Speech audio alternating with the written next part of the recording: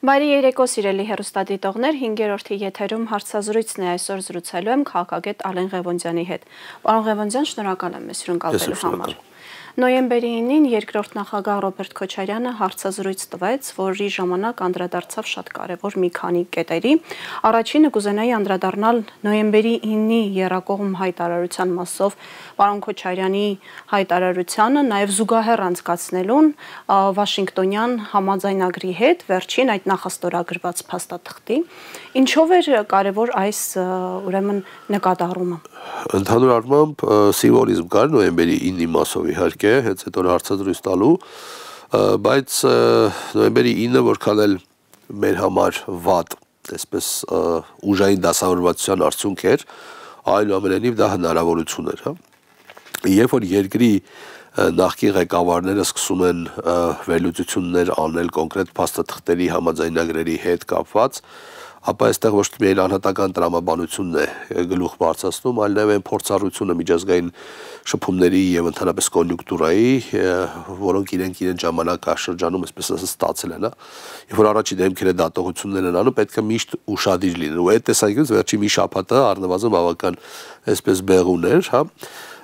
Նախագահ Քոչարյանի թեզը նրանում էր, որ այո դա հնարավորություն էր եւ դա իրականում հիմնավորված թեզ էր Արցախը պահելու առումով, հա։ Ու որքան էլ տարօրինակ է, իսկ այդ ընթացքում նաեւ Բայրամովի հարցազրույցի մեջ կային թեզեր, որոնք ապացուցում են, որ նոյեմբերի 9-ը իհարկե հնարավորություն էր, հա։ Գործող իշխանությունները ինչ արեցին, ամեն ձև սպանեցին, այսպես ասած, վերացրեցին նոյեմբերի 9-ի այդ փաստաթուղթը։ Հիմա արդեն ժամանակագրորեն էլ ինքը դադարել է գոյություն ունենալուց, բայց վերջին այն կետը, որ կար, դա կոմունիկացիաների ապաշրջափակման թեզն էր, որը գեոպոլիտիկ բովանդակություն իհարկե ուներ առաջի հերթին։ Նախագահի թեզերը այս առումով բավական համապարփակ էին ու ընդհանուր առումով երբ որ գնահատենք, այստեղ կար կարմիր թելով գնացող պրագմատիզմ, իրավիճակ, խնդրի արձանագրում, լուծման տարբերակներ։ Ավելի շատ այդ խոսքը նոյեմբերի 9-ի հետ կապված դա կորսված հնարավորությունների մասն էր, բայց իրականության մեջ կարծում եմ, որ դա ոչ թե կորսված հնարավորությունների հետ էր կապված, նախագահները շատ ավելի զուսպ են խոսում, իսկ էքսպերտները կարող են ավելի մեծ բացվածք տալ, այլ միգուցե նպատակային էր այդպես արվել, հա, որպեսզի նոյեմբերի 9-ի փաստաթուղթը փոխարինվի Թրամփի այս ուղի կոչված փաստաթղթով, որը ինքը նախաստորագրված միջազգային իրավունքի տեսանկյունից մեծ հաշվով այսպես սիմվոլիկ բովանդակություն ունեցող, բայց քաղաքական առումով լծակ հանդիսացող փաստաթուղթ է, հա։ Բալանս չկա այս ռեգիոնում, հա, ու նախագահը երբ որ խոսում էր արկա իրողությունների մասին, շատ կարևոր է միջնորդների ինստիտուտը, հա, ով է միջնորդը այդ փաստաթղթի։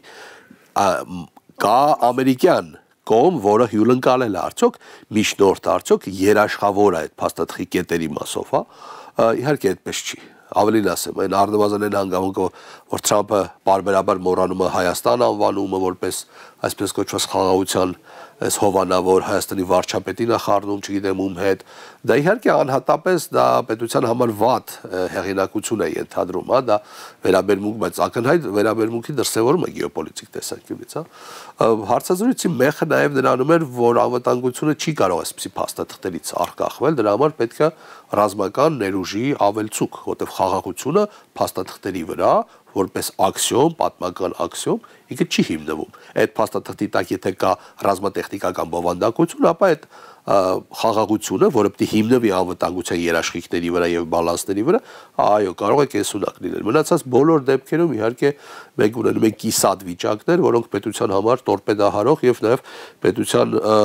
պետությունը արկախող զարգացման տեսանկյունից, գոյության տեսանկյունից արկախող գործոններ են դառնում։ Շատ փորձագետներ ասում էին, որ ընդդիմությունը Հայաստանում չի տալիս խաղաղության օրակարգի իր տեսլականը։ Ռոբերտ Քոչարյանն ասաց, եթե խաղաղություն ուզում եք, պետք է հզորացնել բանակը, բերել մարտունակ վիճակի։ Սրա շուրջ կարող ենք կառուցել։ Ախր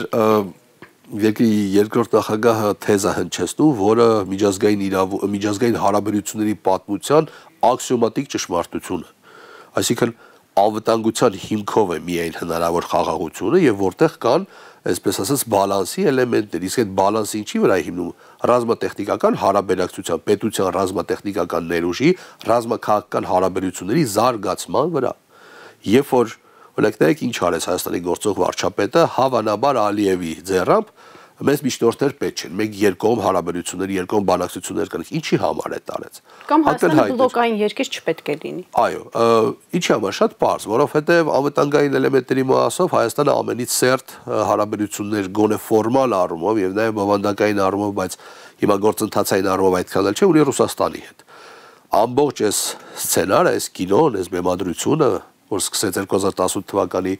այսպես բեմադրված հեղափոխություն կոչվող, այսպես ասած ծրագրով մինչև Արցախյան 44-օրյա եւ դեռ շարունակվելու գեոպոլիտիկ մեկ կամ մի քանի բովանդակություններ։ Առաջինը Ռուսաստանին ամեն գնով հանել ռեգիոնից։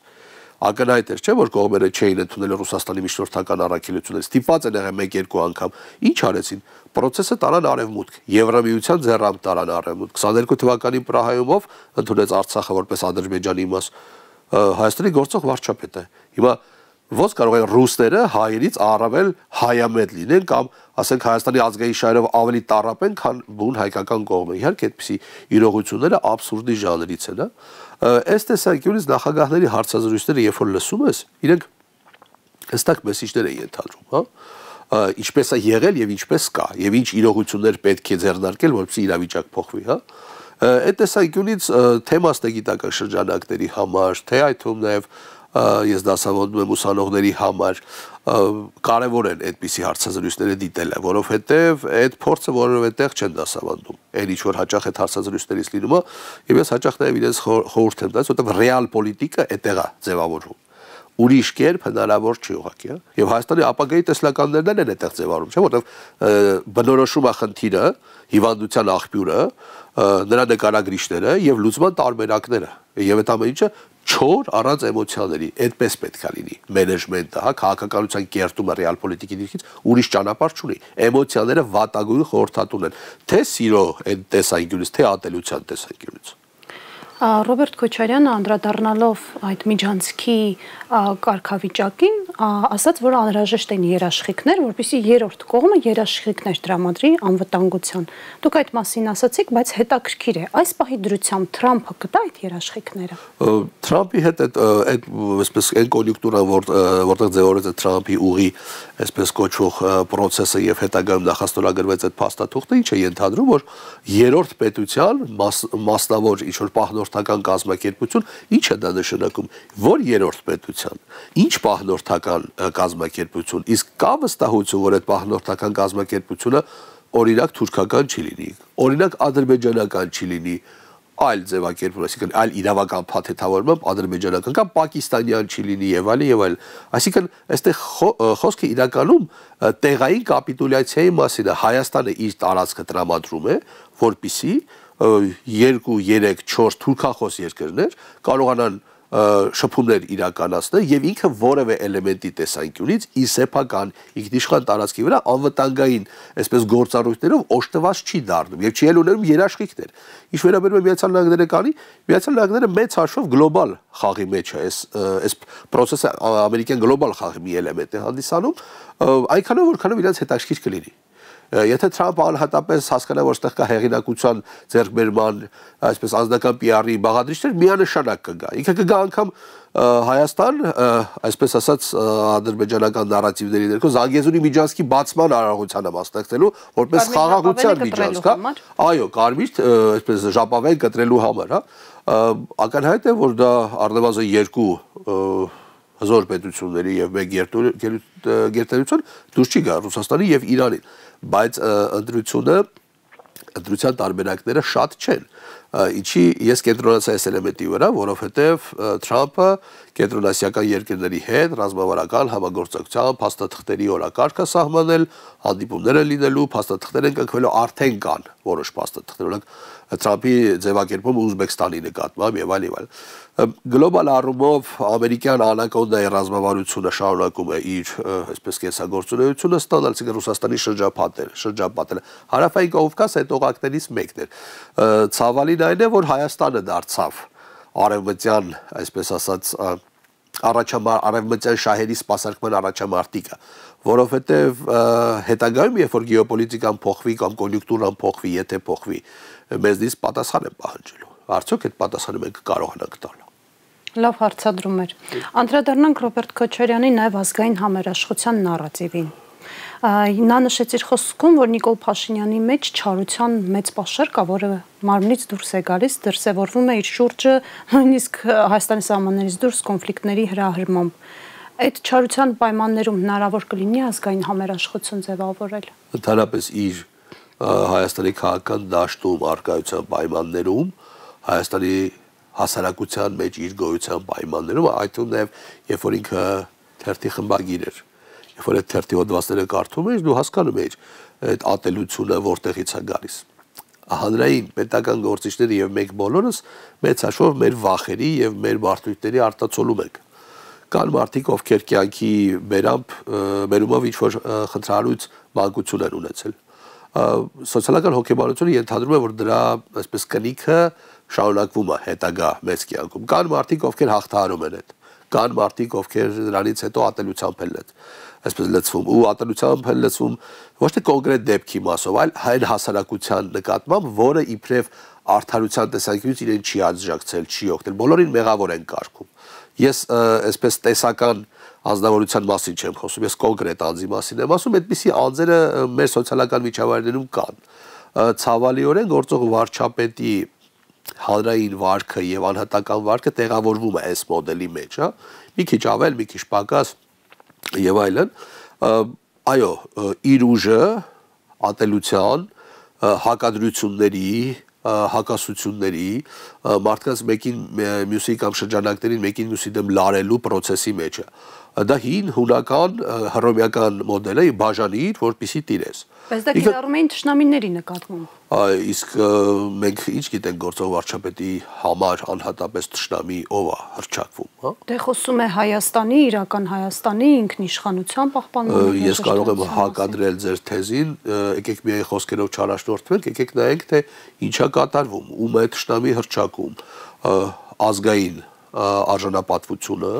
ազգային անվտանգության ապահովում, այսինքն բանակ ունենալը իր համար ընկալելի չի,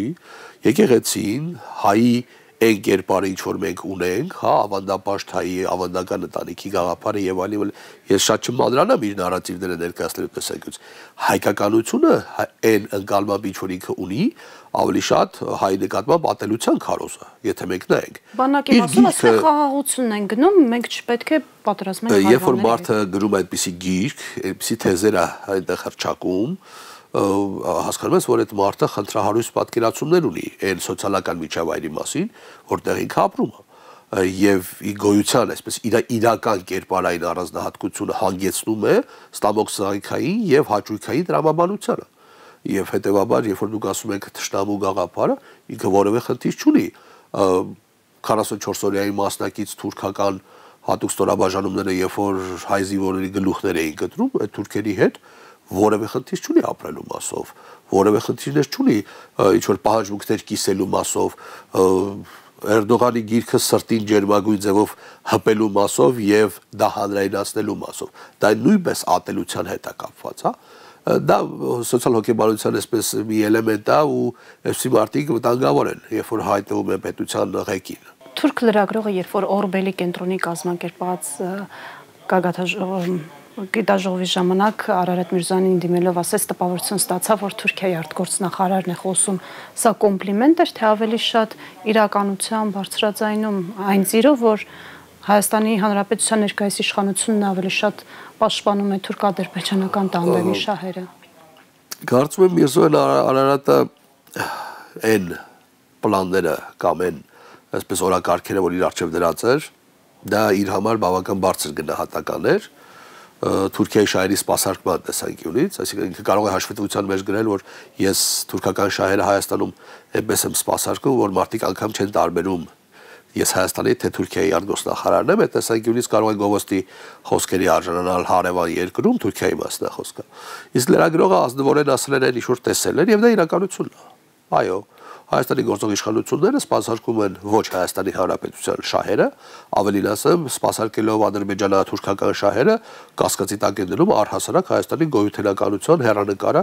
թե կարճաժամկետ, թե երկարաժամկետ կտրվածքով։ Իսկ Նիկոլ Փաշինյանն իր Facebook-յան էջում գրում է, որ Արցախի հակամարտության հանգուցալուծումը Հայաստանի Հանրապետության պետականության ոչնչացումն էր լինելու։ Հայաստանի գործող վարչապետը իր թեզերի հակասականության մասով այսպես տարբեր դրվագներ ի ցույց բոլորից դրել է, կենտրոնանալ մի փուլում ինչպես էր ասում, մյուս փուլում ինչ էր ասում, ես այսպես չէի ցանկանա պրոստը, բայց իրականությունը այն է, որ այդ մարդը ցանկացած իրավիճակում փորձում է կոնյունկտուրայից բխող իր համար շահեր, իր իշխանության ապահովման, պահպանման համար շահեր ու իրավիճակներ փնտրել ու դեռևս կարողանում է գտնել այդ թվում նաև Հայաստանի ազգային շահերի հաշվին։ Մենք անընդհատ քննադատում ենք Նիկոլ Փաշինյանին, բայց նա հայտարարում է, որ զբաղվելու է Արցվաշենի վերադարձով, դա հիշեցնենք մեր հեռուստադիտողներին, անկլավ է Ադրբեջանի տարածքի խորքում եւ խոսում է այն մասին, որ շուտով Հայաստանի Հանրապետությանը պատկանող այլ սուվերեն տարածքներ էլ է հետ բերելու սահմանազատման եւ սահմանագծման գործընթացի միջոցով։ Գիտեք,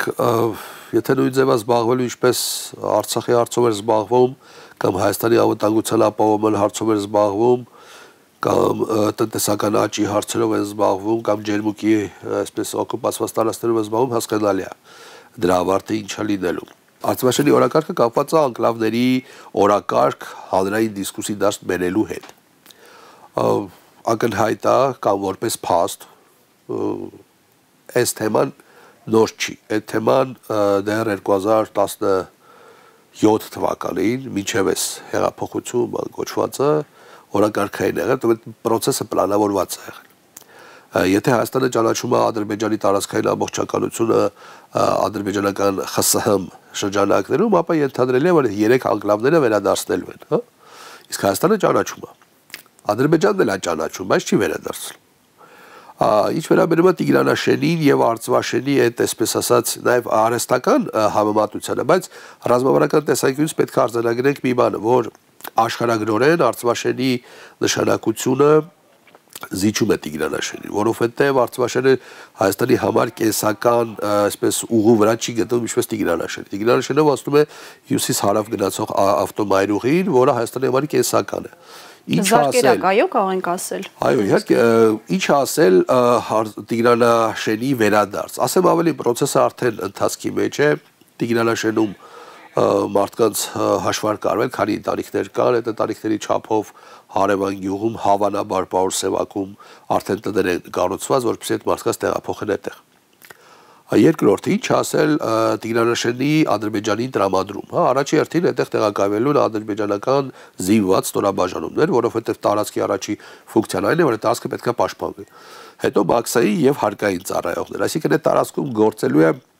Ադրբեջան պետության օրենսդրաիրավական համակարգը։ Այսինքն դուք հարավ իջնելուց Վայոց ձոր Սյունիք իջնելուց ինչպես նաև այնտեղից գալուց պետք է ասնեք ադրբեջանական տարածքով։ Դա դեռ հարց է, ձեզ կթողեն ասնել թե չէ, որտեղ դա իրենց տարածքն է։ Ինչ եք ունենալու այդ մասով, այսինքն հայերը ասնելու են այդ հատվածով, որտեղ ադրբեջանական իշխանություններ են եւ հետագայում նաև ադրբեջանական քաղաքացիներ այդտեղ բնակեցվելու, չէ։ Հիմա հարց առաջանում կլինի մուտքի ելքի հնարավորություն, ինչ պայմաններով կլինի։ Միգուցե կլինեն տրանսպորտային միջոցների խուզարկություններ։ Իրենց տարածքն է դառնում։ Այսինքն այդ մարդկանց իրանք կարող են օրինակ ինչ-որ կես կասկածով, սովորական Հայաստանի քաղաքացու կես կասկածով մեքենայից հանել, տանել անհայտ ուղղությամբ։ Ու ասել կամ ձերբակալել, իհարկե։ Եթե չլինի շրջանցող ճանապարհ։ Եթե այդ շրջանցող ճանապարհը լինի, ես չգիտեմ երբ կլինի։ Այսպես ասեմ։ Իսկ Երևանը չի հայտնվում շրջափակման մեջ, եթե Հայաստանի Հանրապետությունը բաժանվում է երկու մասի։ Երկու մասեր էր, որոնք իրար հետ կապ չունեն։ Եվ այստեղ ուրիշ խնդիր կա, եթե ենթադրենք Սյունիքի անվտանգության ապահովման տեսանկյունից հյուսիսից զենք են ուզում տանել Սյունիք, Վայոց ձոր, արդյոք Ադրբեջանը կթողի այդ տարածքով տանեն։ Իսկ դու պատասխանը ակնհայտ է, չէ՞։ Դուք հասկանում եք, Հայաստանը պատանդ է դառնում ու իրենք կարողանալու են դա շատ բարձր արդյունավետությամբ իրանց համար օգտագործել։ Դա Հայաստանի փափուկ օկուպացիայի գործիք է, որը Ադրբեջանը փորձել է մինչև վերջ ստանալ։ Իսկ ես կարծում եմ, որ գործող իշխանությունը եթե 26-ից հետո վերարտադրվեց, ապա երաշխավորված կստանա, եթե ռեգիոնում մեծ պատերազմ չլինի։ Իսկ այդ տարածքների փոխանակումը տեղի ունենալու 2026-ի ընտրություններից հետո, որովհետև ակնհայտ է, որ գործող վարչապետի համար դա ոչ շահեկան իրավիճակ կստեղծի, եթե դա իրականություն դառնա մինչև ընտրությունները։ Մամուլը գրում էր, որ Ադրբեջանում են սկսել կասկածել Նիկոլ Փաշինյանը կընտրվի 26-ի ընտրություններին, թե ոչ, եւ հնարավոր է, որ մղեն Հայաստանի իշխանություններին արտահերթ ընտրությունների, հավանական համարում եք այդ սցենարը։ Ես այսպես ասեմ, Հայաստանում կանխատեսումներ անելը բավական բարդ է, որովհետեւ մի քանի անգամ կար հստակ կոնյունկտուրա, որ արտահերթի է գնում, հա։ Ես անգամ եթե ասեմ ոչ կամ ասեմ այո, երաշխիք չկա, որ վաղը դա չի լինի։ Ուղղակի կապված է իր տրամադրությունից եւ իր հաշվարկից։ Իսկ հանրային տրամադրություններն ինչի մասին են խոսում։ Արդյոք Փաշինյանը կարողանում է առաջվա պես մարդկանց համոզել, որ իմ այս իրականությունը այն է, ինչ որ կա։ Կան մարզեր, որտեղ այո։ Կան մարզեր, որտեղ իրավիճակը որոշակիորեն փոփոխվել է։ Երևանում իրավիճակը շատ այլ է եւ Երևանում իր այսպես ռեյտինգը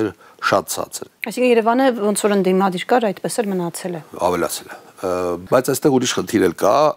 դա հանրային աբսենտեիզմի անտարբերությունը քաղաքական։ Մարդիկ հոգնել են, մարդիկ ունեն լարվածություն, միշտ չի որ ձգում են այդքան, տեխնացուների հետ միշտ ունեն խնդիրներ, հոգեբանական խնդիրներ, գիտեք, մի ուրիշ աբսուրդ էլ կա, երբ որ 21 թվականին գործող վարչապետը վերընտրվում էր, որևէ մեկը չէր ասում, որ Արցախը հանձնել այդքան մարդու սպանվելու, գերեվարվելու,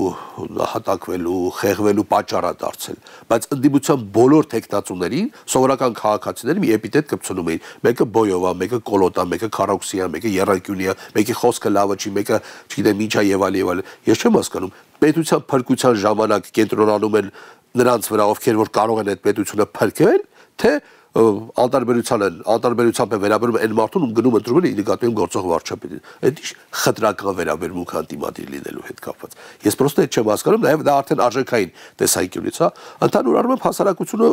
նոր ուժեր է ցանկանում տեսնի, բայց այդ նոր ուժերն էլ երբ որ գալիս են, էլի սկսում է այդպես սկուրպուլոզ, քննադատողական էլեմենտներով, բայց այսպես չի եւ այլն։ Ինչ որ միֆեր են հյուսում։ Այո, իհարկե։ Այդ միֆերը միշտ կան ու մեկ նաև միֆերով եք չկառավարվում։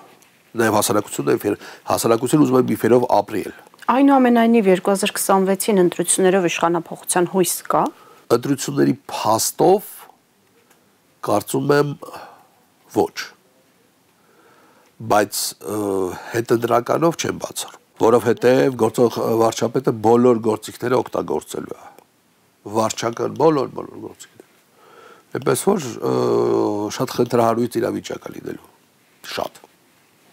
Պարոն Ղևոնդյան, շնորհակալ եմ հետաքրքիր զրույցի համար։ Հիշեցնեմ այսօրվա իմ հյուրն էր քաղաքագետ Ալեն Ղևոնդյանը, դուք դիտում եք հարցազրույցը, մեր հաջորդ թողարկումը վաղն է, հաջողություն։